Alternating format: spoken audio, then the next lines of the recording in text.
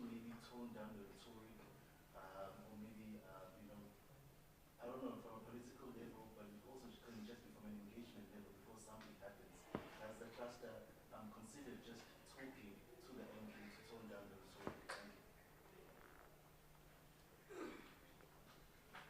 Yes. Minister Katal Sapoto from Kaya News. Minister, before the election started, you did say that there were hotspots that you were watching. We did see some of these small flare-ups in the Eastern Cape and KwaZulu-Natal that you have also noted. Are those areas calm now, and in certain hotspots that you've been monitoring, is there stability there? From ENCA, just to follow up on Gandalf's question, is there a number in terms of the total number of reported incidences over the voting day especially, but maybe even the 2 special voting days, and also in the country as a whole, and also the number of incidents per province? And then my second question is, can we get clarity on the 2 men that were alleged to have been picked up by police and related to their involvement in the IT system glitches that happened on Thursday or Friday? Because that was brought up in the MK Party briefing yesterday, last night. Thank you. Have I missed any hands? Or should we take that round? Okay. Ministers, who's dealing with the first question around the comments by former president? We'll need to move them. They'll need to swap seats. We'll need to swap seats. Yes.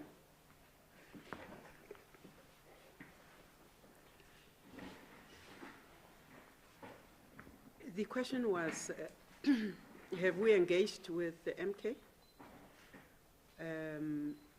No, we have not directly engaged with the MK party. We have, before the elections, called for calm. We have also asked people not to do that which is not legal in this country. We had also indicated that we would not tolerate anybody breaching or tarnishing the name of South Africa thus far, because in the past elections, we have always behaved according to our constitution. So we did not go out of our way to speak to MK party. We are appealing to all parties, to all individuals in South Africa. We all have the same rights under the constitution of this country, not only to exercise that constitution, but to respect everybody else's right to exercise their own. So we are hoping that our plea to all parties involved will be heard by everybody involved. Those who have seen and those who have not seen will equally be affected by the same. So we do not think that we want to have a conversation across or with one individual party. We are appealing to South Africans to respect the laws of South Africa. There were questions about flare-ups. There were questions about flare-ups that happened, especially in KZN, that would be Potchefstroom, and in Durban, a day before election. And the well-known one was Umtata one. The Potchefstroom one, police dealt with decisively so, because they tried to have the talks, and the issue was with the taxi industry. Many people thought it was the trucks because there was that in the air that the trucking industry were going to block. Yes, indeed, there was very long on the N2 towards Oripi Plaza trucks. That's why they thought it was the tax and then tax industry, and that was discussed. When it did not happen that they move, the police acted to move that, and it took quite a short time to do it. And the next day it was eThekwini Spaghetti Junction, and that one also it was dealt according by the police, and there were talks, and the next talks on that issue is on the 11th of this month. So everybody accepted that there will be those talks until that day. So we expect nobody to move and to do anything on that. Umtata one had a little bit some complication because the taxi industry had some issues, and then they went to hospital armed. And the law is very strict that you can't go to hospital, you can't go to school armed. Then police were supposed to confiscate their guns. Once the police confiscate your gun, they must go and check it if it was not used and all. Then there was that issue that they want their guns back when they were still taken through the processes, ballistic and all that. And they then went to do what they did. But again, the police, by the time the day ends, that thing has been dealt with by the police.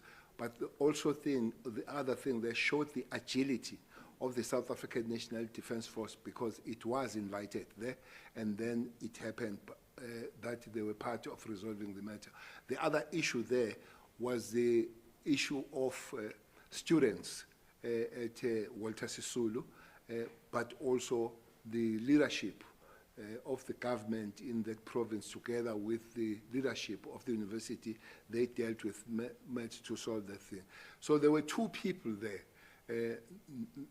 that were audio and video who were openly calling for the war, not people to go to school, to close the roads and all that. And those two people are arrested. I'm told that they got bail either Friday and all that. So the situation is very calm and is under control with those flare-ups. We're not waiting for any other flare-ups, especially on those areas where we have dealt with. I'm sure you asked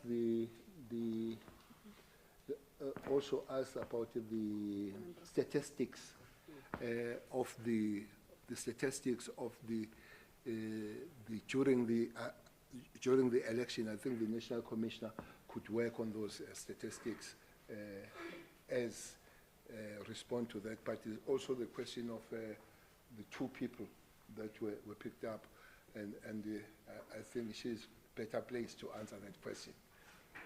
Can we have the National Commissioner dealing with the number of incidents during the hotspots and the breakdown per provinces, and also the people who picked up will deal with the other questions?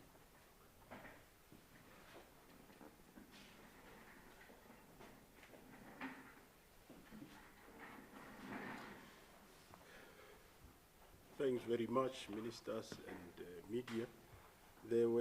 We registered 130 cases over the 3 days.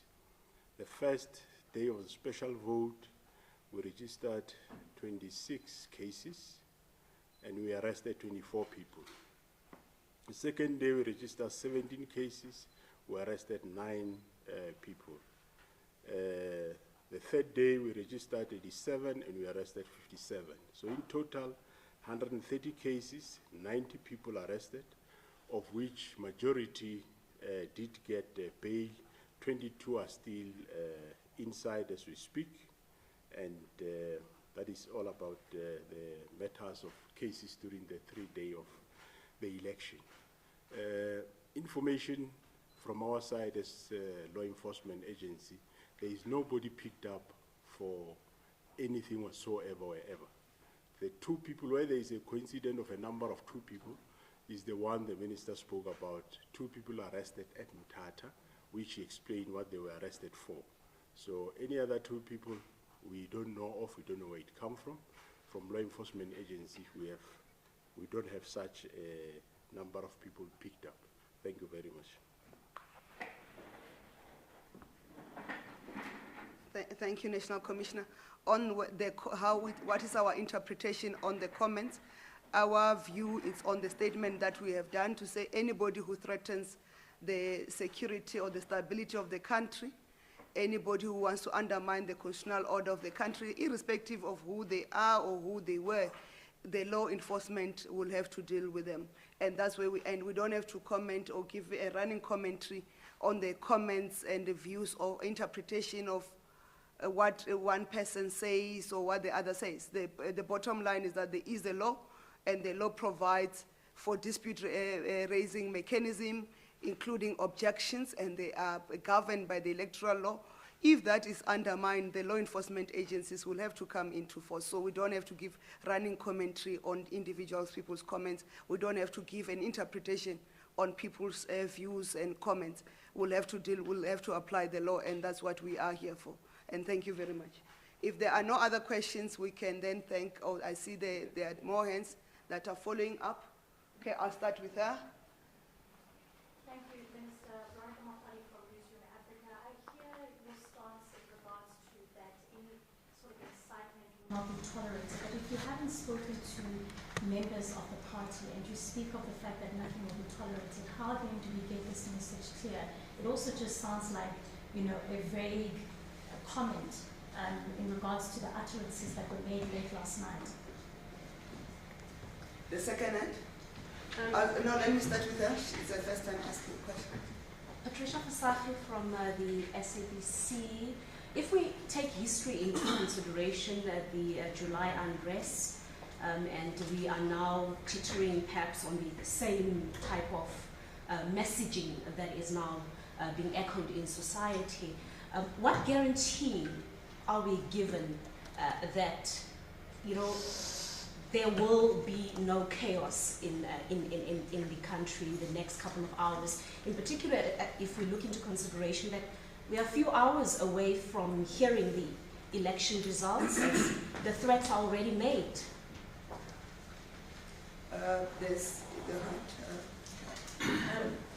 To follow up on the July unrest, just what lessons have been learned from the July unrest in terms of how you proceed with this, given the threats that have been made? And secondly, Minister, you do say that, as Veronica said, you taking this all seriously, and law enforcement must then apply. You won't entertain the comments. Will the law enforcement officials be taking this forward? Does someone need to, I don't know, lay a charge or do something? Will law enforcement do something about the threats that have been made? Maybe let me clarify before I invite my colleagues. On the issues of incitement and engagement, all political parties, remember, until now we're still bound by the Code of Conduct of Elections. All political parties signed a Code of Conduct. That Code of Conduct prescribes how the political parties must conduct themselves. And therefore, I do not know why would you want a special engagement with anyone else when all parties have signed the Code of Conduct. So the violation of the Code of Conduct will then be enforced, because that's what all political parties agreed to before we enter this phase of the elections. And you talk about the July unrest and why you need an assurance. There was a threat of a shutdown, is it March or February 2020? March 2023, and there was no shutdown. But also there was a threat that the elections will not take place, and the elections took place peacefully. Yes, there were incidences of flare-ups. In fact, on the day of the elections, the 29th, the main day, there was no flare-ups, there were not flare-ups to talk about. Major flare-ups took place on before the elections, before the actual day. So if you don't trust, if those efforts and that delivery by law enforcement agencies have not assured you of the capability of the law enforcement to deliver the safety of South Africans, I do not know what more you want us to do, but the law enforcement agencies led by NetJoins have proven to this country that they have the capacity, they can respond and they can address the matters. We have not said there will not be flare-ups, but we have said when those flare-ups, when we did the pre-election briefing, when those flare-ups take place, they will be dealt with. And I'll leave the other issues and the comments to my colleagues, the ministers, in particular the ministers of police and the ministers of defense. And in terms of whether somebody will follow up, that's why law enforcement is there, to make sure that all incidences that violate the law are followed up. Minister of Police. July 2021. Now we have learned our lessons. Some other lessons we have learned is that people, though his reaction that call for those, they get arrested. That's why 63 of them, they are caught going. I don't know why that information is not out there. One of them has been sentenced to 12 years, which tells you that even judges and magistrates are serious on the matter. As I've said, that 63 of them are court going. So others who try that, they will know that there is such a thing. But also, you remember that the president also appointed a commission of Professor Africa.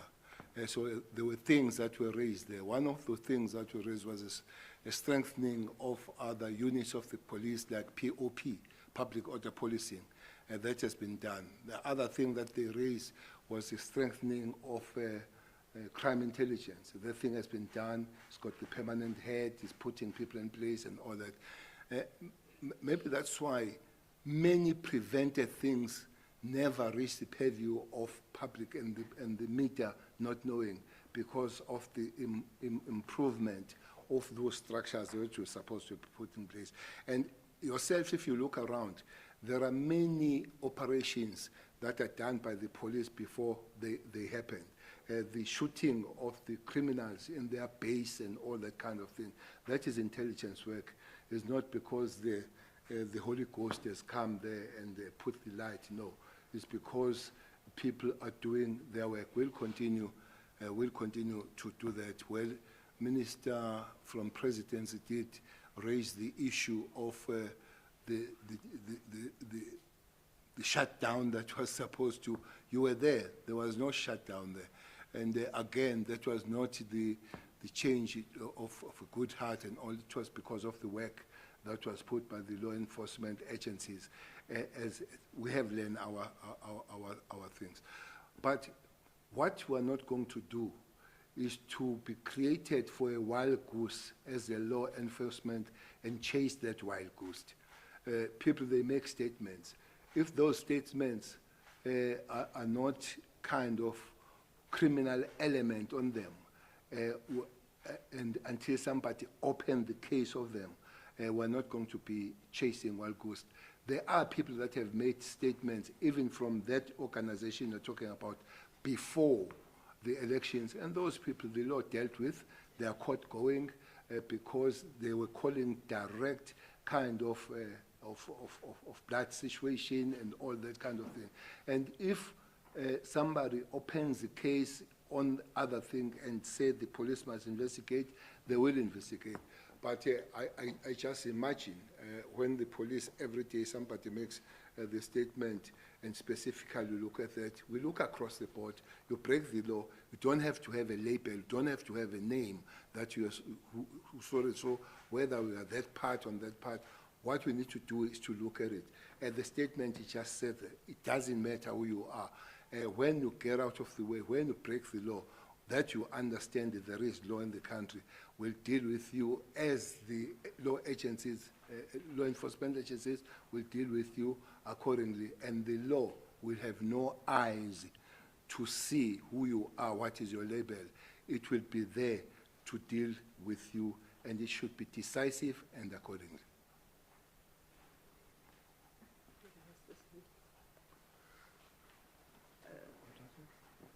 Minister of Defense, you have no comment?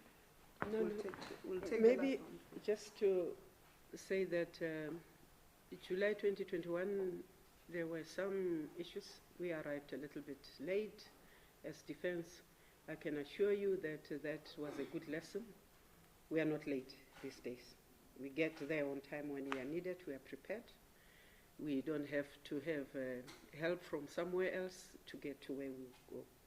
We have said that we will not tolerate anybody interfering with the rights of the rest of the citizens. We mean just that. We will not tolerate that. The integrity of South Africa is part of our responsibilities to safeguard. We take ourselves very seriously on that matter.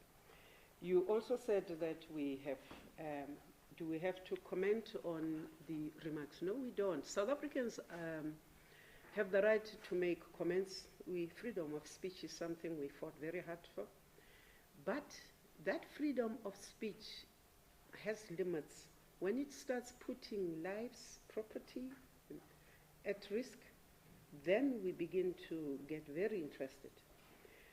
But If it is just speech, as my colleague says, it is just speech. We're not going to raise circles. But once it gets to where people are endangered, where the integrity of the state is endangered, then it becomes our business. We hope we not go there.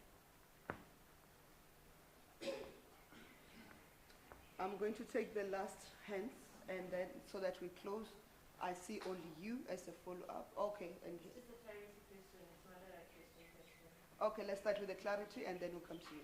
Just in terms of the 150 cases over the 3 days, is it possible to have a bit of a breakdown of like where the areas were, in which provinces that these were? Is it possible?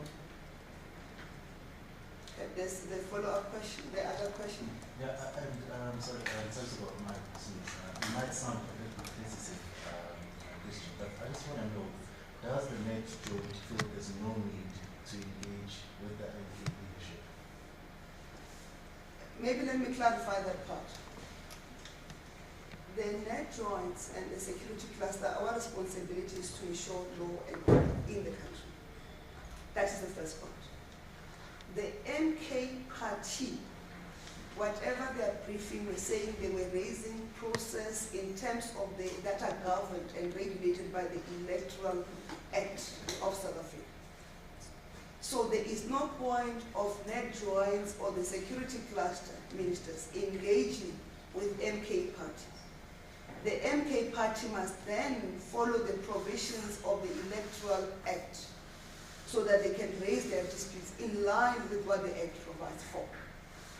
If there's any engagement, that's the engagement between the MK party and the IEC in terms of the processes set out by the IEC. And we're saying all political parties have signed the Code of Conduct, which prescribes how we must conduct ourselves as political parties, how we must conduct ourselves in terms of speech. It also says how we must raise our grievances, that Code of Conduct. And that is what must be applied. And I think that closes the matter. Because if you engage with party X, you'll also have to go and engage with party Y. Because you may find that there are party Y, as indicated by the IEC, there were parties that raised objections. There were 6 parties that have raised objections, and if you go to the Western Cape, there was also a number of parties that raised objections. Is the net joints or the security cluster going to engage with those parties as well? No. We have to treat everybody in accordance with the provisions of the law. There's nobody above the law, and there's no peacetime either. We must be clear about that part.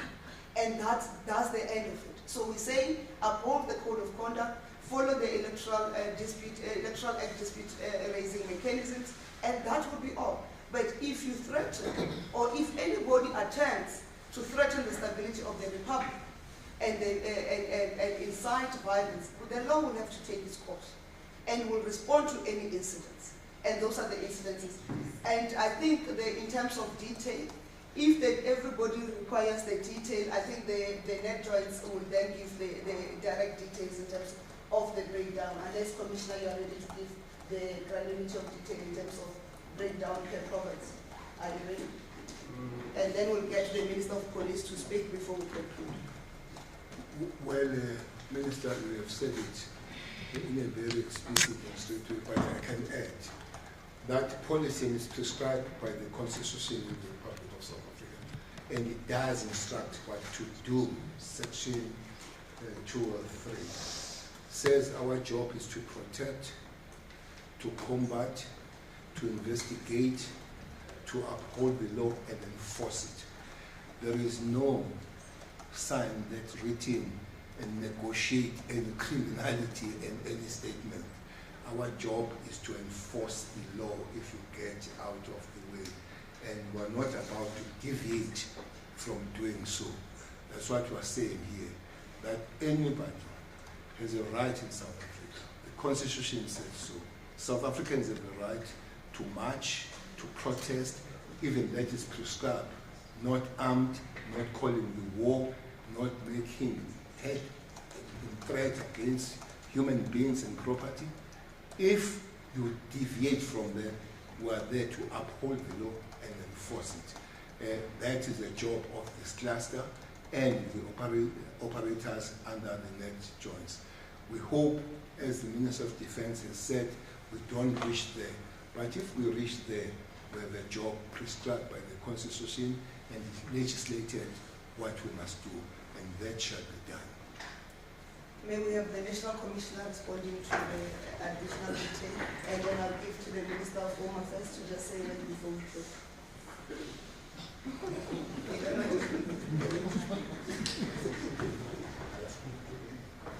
Look, we don't have the granular details, but we can provide hereafter. Most of the cases were in the Eastern Cape, KwaZulu-Natal, Mpumalanga, and most cases are Electoral Act related. Of course, with one matter we know in one breaking case that there was one matter which happened not to be related to the election. But basically those are the cases, but we will provide you with the details. Thank you.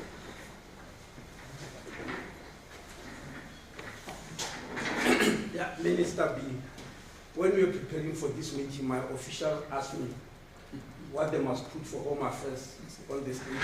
I said nothing. Because as Home Affairs, we did our job for elections to happen. The elections would not have happened without Home Affairs. The voters' roll was there because of Home Affairs on our national population register. Everybody who voted, let me say all the 27 million people who registered, got the document of identification from Home Affairs. So we have done our job, and if we are called upon to do it, we'll do it again. But for this press conference, Home Affairs have got nothing to say.